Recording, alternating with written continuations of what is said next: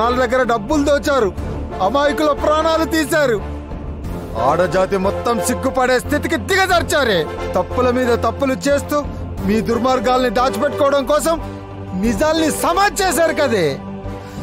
మా తాత మాటను గౌరవిస్తూ ఇప్పటి వరకు ఆడవాళ్ళను తాకలేదు. కానీ మనిషి కంటే శీలం గొప్పది, శీలం కంటే నిజం గొప్పది, నిజం కంటే ఏది శాశ్వతం కాదని నాకిప్పుడు అర్థమైంది. నిజానికి చెడును నాశనం చేసే శక్తే ఉంటే మీ ద్వారా మలినమైన ఈ శరీరం మిమ్మల్ని శిక్షించడానికి ఇప్పుడే ఇక్కడే అగ్ని పునీతం కావాలి.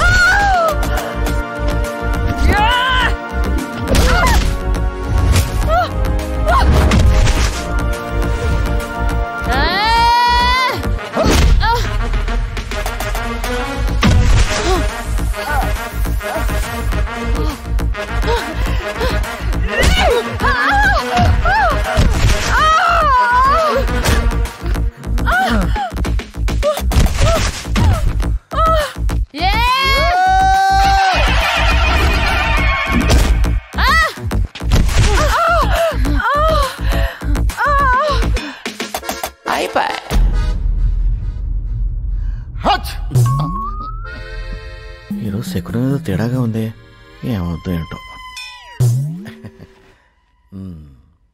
నమస్తే సార్. నువ్వా? మళ్ళీ ఏం మార్చడానికి వచ్చావయ్యా? అప్పుడు మారుద్దామనుకున్న దాన్నే ఇప్పుడు మార్చాలని వచ్చాను సార్. మా తలరాతలు మారకుండా ఉంటే చాలు. మొదలెట్టండి కేసు. యువర్ ఆనర్, ఈ కాలీఫ్లవర్ అమాయకుడేమీ కాదు. ఇతను ఐడెంటిటీ క్రైసిస్ తో బాధపడుతున్న మానసిక రోగి. లేకపోతే ఈ అందమైన అమాయకమైన ముగ్గురు అమ్మాయిలు తనని రేప్ చేశారని చరిత్రలో కనీ విని ఎరుగని కొత్త పాయింట్ తీసుకొచ్చి కోర్టుని కన్ఫ్యూజ్ చేస్తున్నాడు సార్. ఇవన్నీ క్రిమినల్ థాట్స్ సార్. ఇలాంటి వాళ్ళని విచారించకుండా ఉరి తీయాలి సార్. ఏంటి, నన్ను ఉరి తీయాలా? మద పిచ్చితో మత్తులో ఎంతో మంది జీవితాలతో ఆడుకున్న వీళ్ళని ఏం చేయాలి సార్? మత పిచ్చా? స్త్రీలను అందరి ముందు అనరాని మాటలన్నీ అంటున్నాడు సార్ ఇతను. ఇతను స్త్రీ ద్వేషి. ఇతనే కాదు యువర్ ఆనర్, చాలా ఇళ్లల్లో మామలు, అల్లుళ్ళు, భర్తలు అందరూ ఇలాగే ఉన్నారు సార్. చూసారా చూసారా సార్ ఆ పురుష అహంకారం? Order order. అహంకారం కాదు సార్, అవమానం తట్టుకోలేని ఆవేదన సార్. మగాడు పుట్టగానే వారసుడు పుట్టాడని సంబరాలు చేసుకుంటారు, కానీ ఆ వారసుడు పడే కష్టాలేంటో తెలియదు సార్. తన అక్కలకి చెల్లెలకి పక్క పిన్నులు బొట్టు బిళ్ళలు తెచ్చిస్తాడు సార్. ట్యూషన్కి, స్కూల్కి, కాలేజీకి వాళ్ళతో వెళ్ళి బాడీగార్డ్గా ఉంటాడు సార్. ఆన్లైన్లో సినిమా టికెట్లు బుక్ చేసి ఇంటర్వెల్లో పాప్కార్న్ తెచ్చిచ్చేవాడే మేడం మగాడంటే. ఎక్కడో పుట్టి ఎక్కడో పెరిగిన ఓ స్త్రీమూర్తి అన్యాయం కాకూడదని తనకిష్టం లేకపోయినా తన వాళ్ళ ఇష్టం కోసం తనను పెళ్లి చేసుకుని కొత్త జీవితాన్ని ఇచ్చేది కూడా ఈ మగాడే మేడం. అది రాజా. ఇంట్లో వాళ్ళందరికీ పట్టు చీరలు పంచి తన ఒంటి కోసం 2 కాటన్ చొక్కాలు దండం మీద చూసుకొని మురుకుతాడు సార్. కిలోల కొద్ది బంగారం ఆ స్త్రీమూర్తులకిచ్చి తన పంచకున్న బంగారపు అంచులు చూసుకొని అదే బంగారం అనుకొని మురిసిపోతాడు సార్ ఈ మగాడు. ఇంట్లో వాళ్ళ దృష్టిలో ఒక బేవర్స్గా, బేకూఫ్గా, బద్మాష్గా సహస్రనామాలతో పిలిపించుకుంటూ తప్పు చేయకపోయినా తప్పులన్నీ తన మీద వేసుకొని చెప్పులు అరిగేలా కుటుంబం కోసం కష్టపడతాడు సార్. పెళ్ళాం మాటకెదురు మాట్లాడలేక, తిట్టినా కొట్టినా బయట ప్రపంచానికి చెప్పుకోలేక ఇంత మందు వేసుకొని మూలల కుక్కిల పేడులా పడింటాడు సార్ మగాడు. భార్యకు నచ్చిన సీరియల్స్ చూపించడం కోసం తనకిష్టమైన క్రికెట్ వార్తల్ని వదిలేస్తాడు మేడం. ప్రపంచం మొత్తాన్ని గడగడలాడించిన ప్రెసిడెంట్ అయినా ఇంట్లో పెళ్ళాం ప్రోటోకాల్ తూచా తప్పకుండా పాటించే గొప్ప మనసున్న మహారాజు మేడం ఈ మగాడు. ఒక అన్నగా, తమ్ముడిగా, తండ్రిగా, తాతగా, బావగా, బామ్మర్దిగా, మామగా రకరకాల రూపాల్లో అవతరించిన విష్ణుమూర్తి 11వ అవతారమే మేడం ఈ మగాడు. సబ్బాష్ రాజా. సార్, ఈ మగాన్ని తప్పుగా చూడొద్దని చెప్పండి సార్. ఎక్కడో 5 మగాళ్ళు చేసిన తప్పును 95% మగాళ్ళ మీద నెట్టేసి మగజాతి మొత్తాన్ని దోషులుగా చూస్తున్నారు సార్. ఆ 90% మగాళ్ళు పడే కష్టం గురించి మేడంకేం తెలుసు సార్? ఇంట్లో రోజు వచ్చే కష్టాలను సహనంగా భరిస్తూ స్కూల్లో ఫీజులు కట్టలేక, ఆడపిల్లల పెళ్లిళ్ళు చేయలేక, వాళ్ళ కాళ్ళు వీళ్ళ కాళ్ళు పట్టుకొని అప్పులు చేస్తూ తిప్పలు పడుతూ ఎక్కడ పరుగు పోతుందో అన్న బాధతో కళ్ళల్లో జలపాతాన్ని దాచుకొని తన వాళ్ళ కలల్ని ఆశల్ని నెరవేరుస్తూ మండుతున్న గుండెల్ని చల్లబరుస్తూ కుటుంబ గౌరవం నిలబెట్టడం కోసం మగాడు ఒంటరి పోరాటం చేస్తూ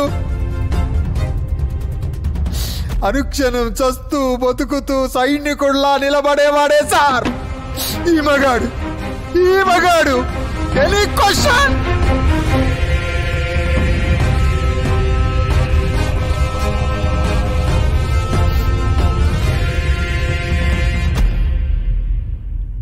చెప్పు బంగారం. ఏమండి, ఇంకెప్పుడు మిమ్మల్ని కూరగాయలు తెమ్మని చెప్పనండి. మీ గొప్పతనం తెలిసిందండి. క్యాలీఫ్లవర్ నా కళ్ళు తెరిపించాడు. మీరు త్వరగా ఇంటికొస్తే మీ పాద పూజ చేసుకుంటానండి. ఓకే.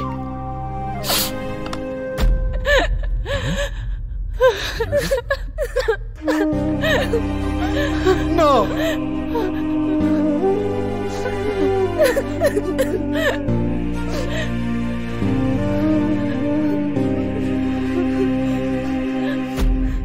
మమ్మల్ని క్షమించండి.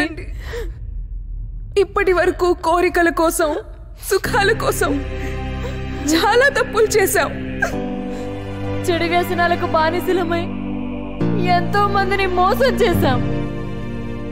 కానీ మనిషి నాకు ప్రేమించాలని, మనుషుల్ని గౌరవించాలని క్యాలీఫ్లవర్ని చూసే తెలుసుకున్నాం. మీరు ఏ శిక్ష విధించినా రెడీగా ఉన్నాం. తప్పొప్పుకుని గిల్టీగా ఫీల్ అయిన వీళ్లకు సెక్షన్ 302 కింద యావజ్జీవ కారాగార శిక్ష విధిస్తూ ఎక్కడో రేపు ఆరోపణతో మొదలై అతిపెద్ద క్రైమ్ ని సాల్వ్ చేయడానికి హెల్ప్ అయిన క్యాలీఫ్లవర్ ఆలోచనని సమర్థిస్తూ స్త్రీల శీల పరిరక్షణ చట్టంలాగే మగవాళ్ల శీల పరిరక్షణ చట్టం కూడా అవసరమని నమ్ముతూ అలాంటి చట్టం చేయవలసిందిగా పైకోర్టుని, చట్టసభల్ని కోరుతున్నాను. అలాగే ఆ చట్టానికి క్యాలీఫ్లవర్ చట్టం అని పేరు పెడితే బాగుంటుందని రికమెండ్ చేస్తున్నాను. కంగ్రాచులేషన్స్.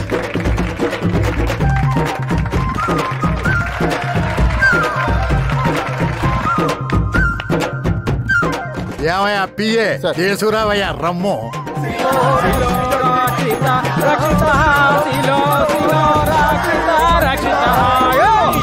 రాజా, నాకు డౌట్ మిగిలిపోయింది, క్లియర్ చేస్తావా?